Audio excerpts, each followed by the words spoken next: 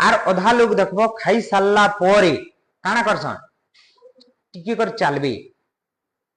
चलले भेल मोटा हजम हो जुआ भाबसन किंतु सेटा भूल है जे चालू छे कि नहीं सेटा तार जिंदगी रो बड़ भूल करूछ चालबार कथा नुइस खाई सारुन शेर की का हला कि बुझा देखो आमे खाई सारुन बात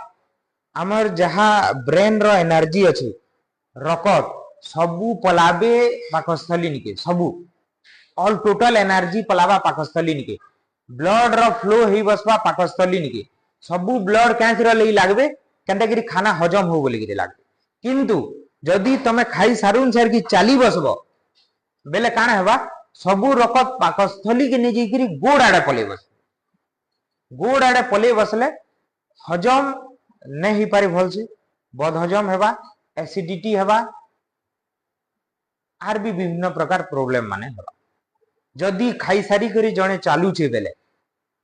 हला खाई सारी करी चलबार नुई से किछि टाइम बसी करी एक्सरसाइज करबार जदी ताहा के हजम करबार छे फिर ठिया उठी करी केनसी एक्सरसाइज नै करबार कथा बसी करी एक्सरसाइज करबार कथा आर आमे ब्रेक दमा 45-50 मिनिट खाई सारला परे 45-50 मिनिट बाद